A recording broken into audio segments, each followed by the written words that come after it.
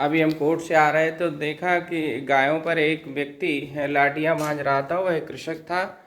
ये डिस्ट्रिक्ट रामपुर के तहसील शाहाबाद के गांव मित्रपुर का वाकया था और हमने देखा तो बहुत बुरा लगा। दोस्तों, सरकार के लिए ऐसे प्रशासक नियुक्त करने चाहिए जो शाम के लिए मोटरसाइकिल से निकलें और देखें कि हमारे क्षेत्र में क्या हो रहा है। ऐसे युवा और पढ़े लिखे सभ्य नागरिकों को प्रशासनिक सेवा में लेना चाहिए, जिससे कि वो प्रत्येक व्यक्ति की पीड़ा जान सकें और शाम को अपने क्षेत्र में मोटरसाइकिल से भ्रमण करें कि मेरे क्षेत्र में क्या हो रहा है। अभी मैंने देखा कि गायों पर बहुत बुरी तरीके से एक व्यक्ति बहुत डंडा भांज रहा था, जिसको हम माँ कहते हैं, जिसकी महिमा पुराणों ने वेदों ने गाई है। ऐसी माँ के लिए लाठियाँ भांजना बहुत गलत है। और जो व्यक्ति ऐसे जो फ़ोटो खिंचाने के शौकीन हैं कि हम गौ सेवक हैं, उन्हें धिक्कार है। ऐसे लोगों के लिए वह व्यक्ति भी क्या करे। उसकी कृषक था, उसकी फसल रात्रि में चुंगती हैं गायें। तो इन गायों के लिए सरकार के द्वारा जो व्यवस्थाएं की जा रही हैं वो अपर्याप्त हैं, और जो की भी जा रही हैं वो गौशाला प्रबंधक जिनका शोषण कर रहे हैं। प्रशासनिक अधिकारी भी नहीं इसको देख रहे हैं, केवल औपचारिकता फाइलों में पूरी हो रही है। क्या फ़ायदा सरकार का गौ अधिनियम बनाने का। अरे, गौ हत्या में तो एक बार पनिशमेंट गौ माता को मिल जाता है, अपना जीवन छोड़ के दूसरा शरीर धारण कर लेती हैं। लेकिन ये तो तरह तरह की पीड़ा है, दंडनीय अपराध है जो रात्रि में उन पर लाठियाँ भांजी जाती हैं।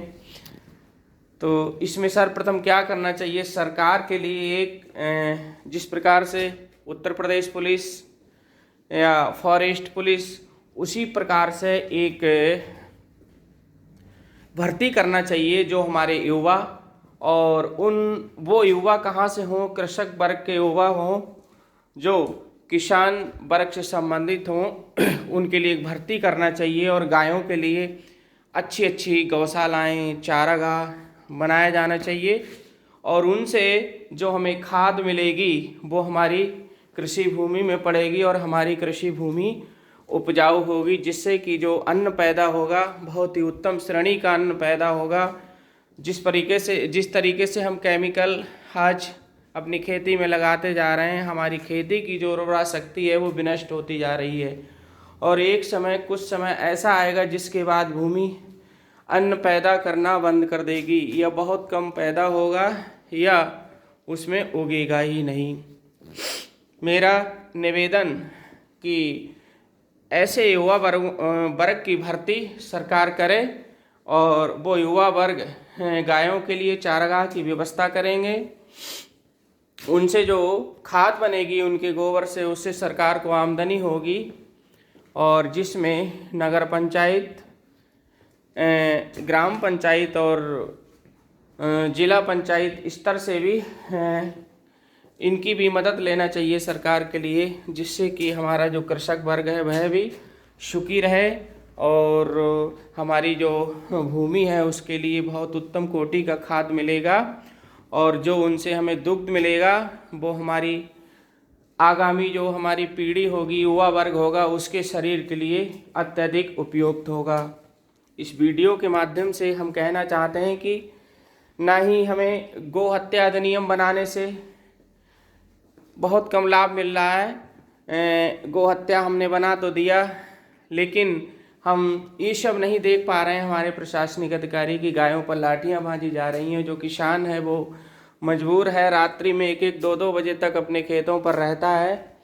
हाँ, वो सो नहीं पाता, दिन भर मेहनत करता है और रात्रि में वह भी सो नहीं पाता है। इस वीडियो के माध्यम से सरकार के लिए भी एक विनम्र मेरा निवेदन, जिस प्रकार से गो अधिनियम सरकार ने बनाया है उसी प्रकार से एक ऐसा अधिनियम बनाकर जो कृषक वर्ग का, ग्रामीण अंचल का युवा है, उसके लिए एक भर्ती गठित करें, और भर्ती गठित करने के बाद गायों के लिए चारागाह, उनके लिए अच्छी अच्छी गौशालाएँ, हाँ, जिस संगठन की भर्ती करे उसी संगठन के हाथ में दे दी जाए, जिससे कि गौशाला प्रबंधक जिस प्रकार से गायों का शोषण कर रहे हैं, गायों को जो ग्रांट मिलती है उसके लिए स्वयं खा लेते हैं, अपने परिवार पर लगाते हैं, अच्छी अच्छी गाड़ियों में घूमते हैं, बाहर विदेशों की सैर करते हैं। वो पैसा कहाँ से आता है? वो सब गौशाला प्रबंधकों पर वहीं से आता है। भ्रष्टाचार करते हैं।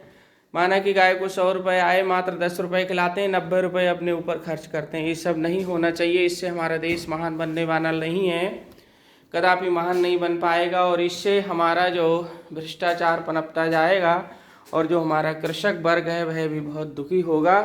तो सर्वप्रथम हमें गायों के लिए, रखवाली के लिए एक ऐसा युवा वर्ग की हमें भर्ती करना चाहिए जिससे कि वो अपनी सेवा गायों के लिए दे सके, चाहे वो किसी भी संप्रदाय का हो। यदि गायों के लिए उत्तम व्यवस्था होगी तो चाहे वो किसी भी संप्रदाय से या किसी भी धर्म से हो, सभी लोग प्रसन्न रहेंगे, क्योंकि उनके लिए उत्तम रहने की व्यवस्था होगी, गायों के लिए उत्तम भोजन होगा, उन्हें पीड़ा नहीं होगी, तो रात्रि में किसान भी अपने घर आराम से सो जाएगा और उसकी जो फसल होगी अत्यधिक होगी, ज़्यादातर होगी उसकी फसल, क्योंकि नष्ट होने का प्रश्न ही पैदा नहीं होता है।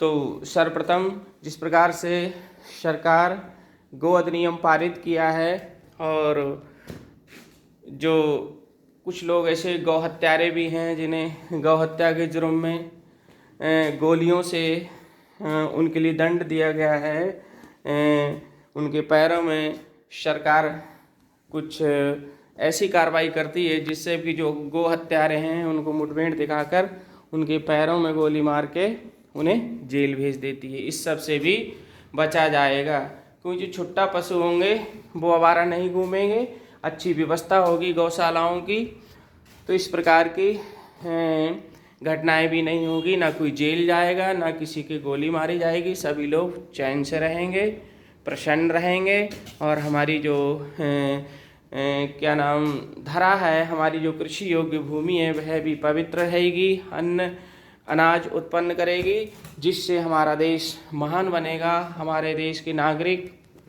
महान बनेंगे और हमारा देश विकसित बनेगा। जय श्री राम।